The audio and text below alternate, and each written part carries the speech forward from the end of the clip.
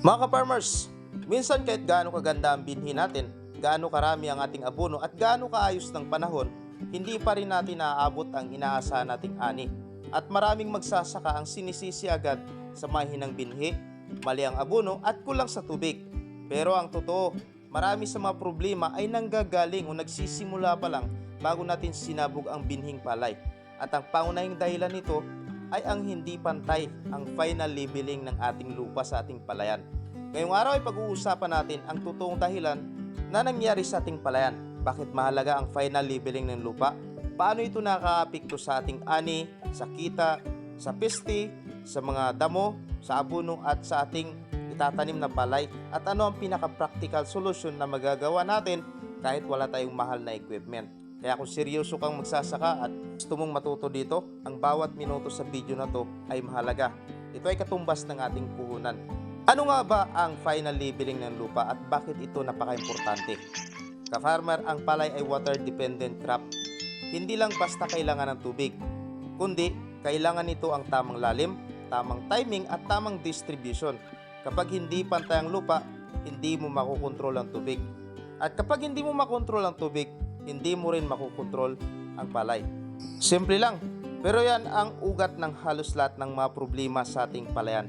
Hindi sabay-sabay na pagtubo, hindi sapat ang dami ng mga suhi o tillers, hindi pantay ang maturity, napakaraming peste at mga sakit, hindi makontrol na damo, sayang na abono, high labor cost, mapapagastusan tayo at mababang ani at syempre mababang kita.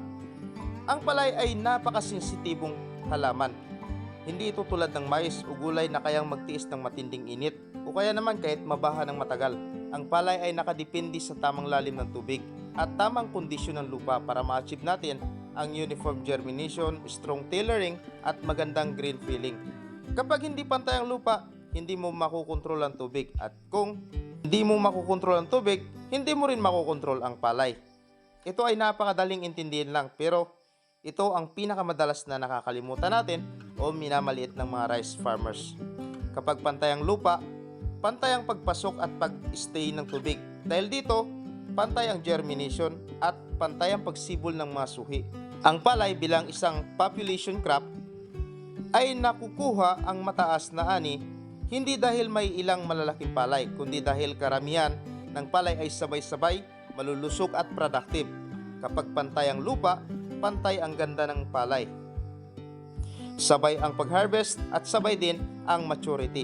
Ang resulta nito ay mas consistent na ani at mas predictable na kita. Alam mo kaagad kung kailan dapat mag-abono, mag-herbicide at mag-harvest dahil sabay-sabay ang development. Kung hindi pantay ang lupa, nagkakaroon ng lugar na mas malalim ang tubig at may lugar na halos walang tubig. Ang malalim na tubig ay nakaka-stress sa palay, nagkukos ng oxygen deficiency sa ugat. Naglilimit din ito ng nutrient uptake at bumababa ang dami ng suhi. Samantalang, ang tuyong parte naman ay sobrang prone sa damo. Hindi mataba ang lupa at nagiging poor ang root development. Ang resulta, may magagandang palay, may payat at may halos walang tumubo.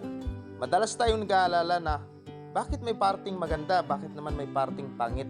Ang sagot, hindi pantay ang tubig, kaya hindi rin pantay ang lupa. Isa pang malaking benepisyo ng tamang final leveling ay mas mababa ang weed infestation. Ang mga damo ay mas mataba kapag mababaw o tuyong parte ng palayan. Kapag pantay ang tubig sa lalim na 2 to 5 cm, nahihirapan ng mga damo pero hindi nahihirapan ng palay. Dahil dito, mas mababa ang necessity ng herbicide, mas kunti ang pagdadamo at mas mura ang production cost.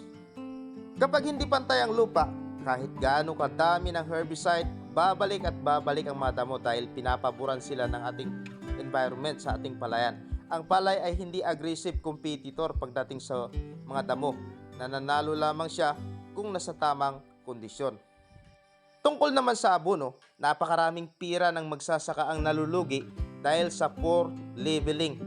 Kapag mas malalim na parte, ang nitrogen ay natutunaw at tumagos at kapag may tuyong parte naman, hindi ito makuha ng mga ugat ng palay.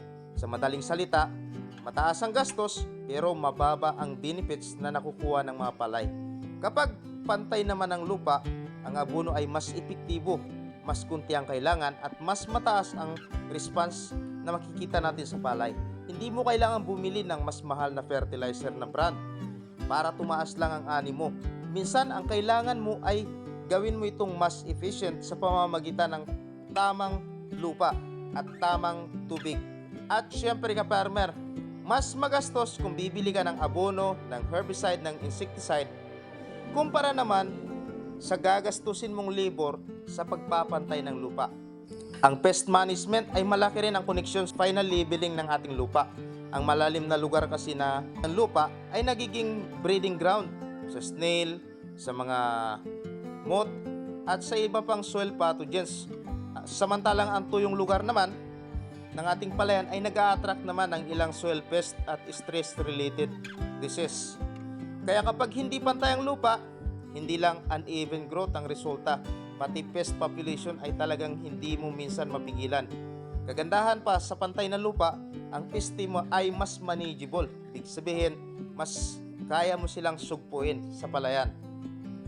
Isa sa hindi gaanong sinasabi o naririnig natin sa mga seminar pero napakahalaga ay ang economic return ng labeling. Mas mataas kaysa sa pagpili ng bagong variety, pagdadagdag ng abono o pag-increase ng pesticide. Batay sa field data, ang rice yield improvement mula sa tamang labeling ay nasa 0.5 to 1.5 tons per hektar. Kung halimbawa ang palay mo ay nasa 16 pesos per kilo, ang dagdag kita ay nasa 8,000 hanggang 24,000 pesos bawat cropping. Samantalang ang gastos sa final labeling ay nasa 1,500 hanggang 4,000 pesos lang kada hektarya. Ito ay mas massive return ng investment at hindi na ito one-time benefit lang. Dahil kapag na-establish mo na, napatag mo na ng maayos ang iyong mga palayan, mas madali na lang ang labeling sa next cropping at mas mababa na siyempre ang gagastusin mo pagdating dito. Kung wala ka naman tractor o wala ka talagang malaking equipment, hindi ibig sabihin ay hindi mo na kayang gawin. Ang tamang labeling ay hindi perfection. Hindi mo kailangan maging perfecto. Kailangan lang dito ay maging practical. Magsimula lang gamit ang mga simpleng tools. Dito gumagamit lang kami ng simpleng pang-plat namin na ginawa. Sa pag-plat ng lupa, alamin kung saan ang mas mataas. At kapag nalaman na ang mga lupa na nasa mataas na level, ay hihilain natin o hakutin natin, papunta natin doon sa mas mababang level. Kapag nakuha lang natin yung 2 to 5 cm na lalim, na pantay-pantay na sila, okay na yon. Dito ay hindi mo kailangang magmadali dahil ang pinakamahal na maling farming practices ay yung mabilis pero mali naman. Ano ba talaga ang epekto nito sa buong cropping season? Kapag pantay ang lupa, ang palay ay nagsisimula ng maganda at namumunga ng sabay-sabay ang mga palay. Dahil dito, mas madaling mamanage ang palay, mas predictable ang inputs at mas mababa ang rest. At syempre, mataas ang quality ng butil pagdating na sa harvestan. Dahil dito, mas mataas ang drying efficiency at mas mababa ang crack at mas mataas ang market value. Narito naman ang 10 advantage kapag label ang lupa. Number 1, pantay ang tubo ng palay. Pangalawa, mas marami ang tiller o yung kanyang suhi. Pangatlo, mas mababa ang dami ng damo. Pangapat, mas matipid sa abono. Panglima, pantay ang maturity. Pang-anim, kaunting pest pressure o kakaunti lang ang peste. Pang-pito, mas tipid sa labor. Pang-walo, tipid sa tubig. Pang-siyam, mas mataas ang grain quality. At pang-sampu, syempre mas mataas ang kita. Pero sa kabilang banda naman, kapag hindi pantay ang lupa, nagkakaroon ka ng mga patchy maturity. Mayroong matured na, mayroong hindi pa, mayroong hinog na, mayroong hindi pa. Kaya may mga party na overripe, may party na hindi pa hinog, at lahat ng ito ay napupunta sa isang harvesting. Kapag sabay-sabay na hinarvest ito at dinry, ang resulta nito, mababa ang quality at mababa syempre ang presyo. Hindi ito dahil sa mali ang harvester o dryer, kundi ang mali dito ay ang hindi pantay na development ng pananim. Doon sa simula pa lang. Alam mo ba ka-farmer na meron ding malaking psychological effect ang labeling? Kapag maganda kasi ang simula ng tanim nating palay, mas motivated ang mga magsasaka at mas motivated silang i-manage ito ng tama. Pero kapag mali ka agad ang simula, usually sa simula pa lang, nawawalan ka agad sila ng gana. Kaya Pangalawa, tinitipid na nila yung kanilang mga ilalagay na abono, insecticide, at ang worst pa dito ay na-expect na nila na mas mababa yung kanilang magiging ani. At ang labeling ang nagbibigay ng foundation sa confidence at decision making ng magsasaka. Kaya kung gusto mo ng more profit na hindi sumusugal sa mga bagong teknolohiya, bagong variety, at mas mahal na mga inputs, simulan mo na sa pinaka-basic pero nakakalimutan na foundation, ang lupa mismo. Ang palay ay hindi tsamba-tsamba lang. Ang palay ay pinag-aaralan. At ito ang formula.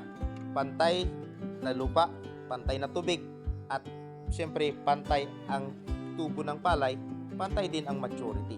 Kaya ang magiging resulta nito, mas mataas ang ani, at mas mataas ang kita. Maraming salamat mga ka-farmers sa inyong panonood sa ating video ngayong araw, and hopefully nakabigay tayo sa inyo ng mga bagong information at nakapag-share tayo ng mga kaalaman para sa inyo.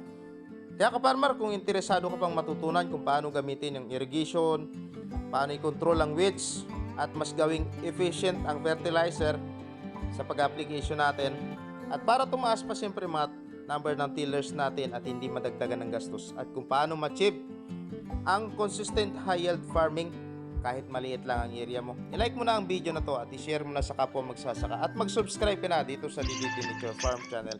Dahil dito hindi lang tayo basta nagtatanim, kundi para kumita, magtagumpay, at syempre umangat dito sa farming, lalo na sa rice farming. Maraming salamat and happy farming. Kita-kits tayo sa susunod na episode.